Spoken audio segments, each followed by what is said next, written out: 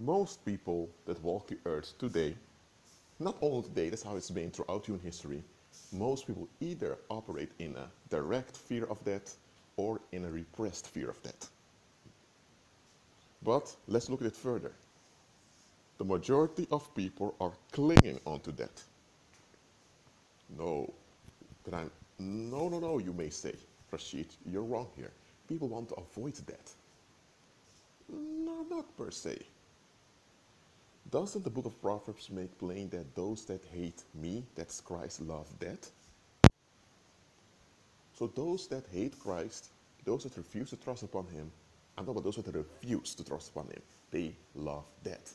That means they cling onto death. So you may think that's quite weird. Not when you think about it. Look, if the only thing you have are two dates, it's just a space between two dates, when you were born and when your body expires, if that was the only thing you had, and you had no expectation for anything else, then the best thing for you to do is to be as selfish as possible and avoid all discomfort at all costs. Why? Because eventually you'll expire and you'll go extinct anyway. So you're not going to experience any consequence of what you've done in the here and now. Or if there is some afterlife where there's intense torment for not giving in to the will of some um, egoman- egomaniac who's threatening you, if that's it, then that also gives you the right to be as selfish as possible. Because then it's your duty during your lifetime to obey the will of this, let me say this, sadistic deity who can lash out at any time. So in both cases, you're clinging onto death. You know why? Because death, whether it's just extinction or burning forever in some torture chamber in the universe, both give you the right to forfeit your natural obligations towards other people. Both give you the right to remain in relief seeking. When you're about to go extinct, you want to extend your time in the body as much as possible, and you want to avoid all discomfort. So then you want to project your negativity onto others and be relieved from it. You don't want to deal with anything because any day you deal with something is a day that you're not going to get back. And if you have to watch out because some deity might throw you into some burning furnace to torture you, then you have the right not to have compassion on other people, because if you have compassion on the wrong people, something bad may happen to you. So in both cases, whether it's just extinction that people are avoiding or a burning furnace, they are narcissistic. It's all about them and their relief.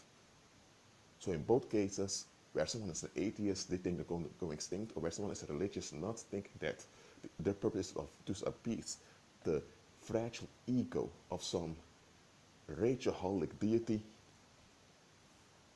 in both cases, they're clinging onto death. They do. Because that gives them the right to transfer the negativity onto others.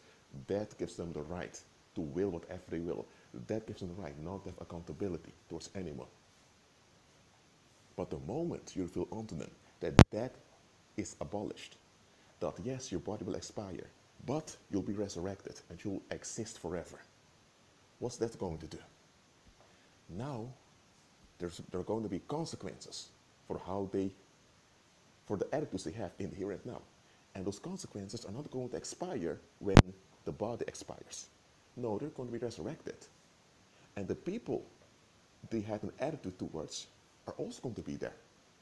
So, there are going to be never-ending permanent consequences. So now, their responsibilities matter. Now, now they need to deal with stuff because they can't delay anything. And that's the idea many are frightened of. It's not really death they're frightened of. It's the truth they will live forever. That is what frightens a lot of people. Oh dear. I could go on for hours in this message, but I'm not doing that. I just want to point it clear to you. Many are afraid of life, especially the prospect of living forever. Why would anyone be against living forever? That is because their mind is not right. But they don't want to face themselves. They're on relief seeking. But here's the thing. Relief seeking is a temporal thing. And you need to keep renewing it. And if you have an expiration date of your body, you always have the ultimate relief that one day you're extinct. Or if you believe in some burning furnace, you have the ultimate relief that you have control in controlling that angry deity. But if you hear the good news that you'll be resurrected and you'll live forever and you'll have your second youth, and your second youth, in contrast to your first youth, will remain, oh, that's great news, right? One day you'll be resurrected. Yes, your body will expire, but one day you'll be resurrected. That should be great news. But it's not great news for those that are negative minded, because that means that their negative mindedness is going to affect them forever. And they'll the ones who have to face it, and there will be no relief from it. That's what the lake of fire is going to be. Them facing their negativity for all eternity, against their own will, being frustrated without any end. That's what the lake of fire is. They'll live forever. But because of their negative mindedness, it will not be a great quality of life. But they'll live forever. And it's this that most folks are afraid of, to live forever.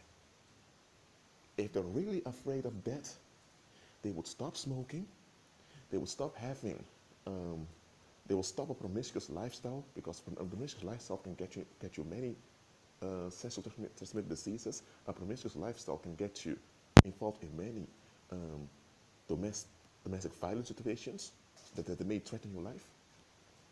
If people really were afraid of that, they would find a way to get rid of their bad tensions. They would seek deliverance, not relief. If folks really were afraid to die, they would do whatever they can to, how do I say, they would do anything, even little things, to avoid things that will increase the likelihood of them dying. Now, the fear of that is real. People want to remain alive. People don't want to die. That's a real thing. I'm not talking about that. On the surface, folks are afraid of that. That's why fear works on them.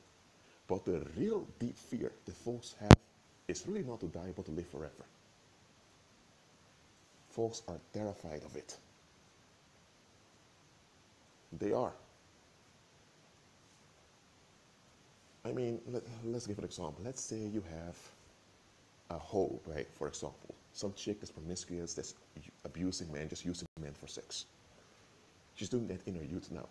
And she thinks, well, one day I'm going to find a guy who has to put up with all my garbage and baggage. And, well, I'll look for some guy who doesn't have much experience with women. And if he's a bit older, he'll be happy just to have someone, so I'm settled. But let's say now you tell this chick that one day you'll be resurrected and you'll live forever. Now those other men she was sleeping around with are now married, have their wives and kids. At the resurrection, when she is resurrected, those other men that she slept with are also resurrected. So they're also there, so she can't avoid them. So what does her eternal life going to look like? Being confronted with her own relief seeking that she doesn't want to face. Now, is that going to be good news for her? Nope. She'll be frightened of it. But it's going to happen anyway. And, well, she doesn't want to think about that. So that, if those she on the surface avoids it, then becomes her friend.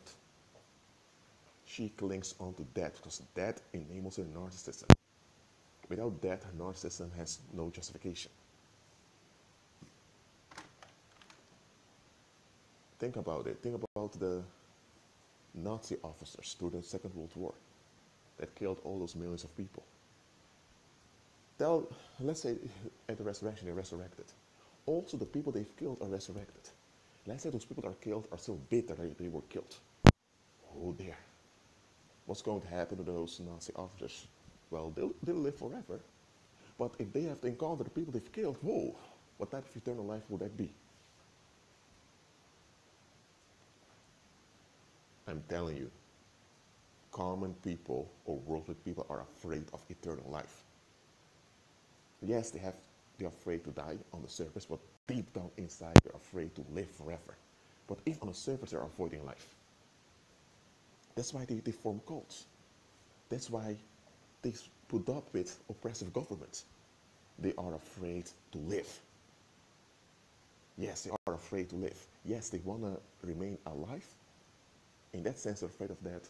But to really live, they don't want that. They especially don't want to live forever. Well, all these videos clarify this for you. But anyway, for you that agrees with Christ, you will live forever.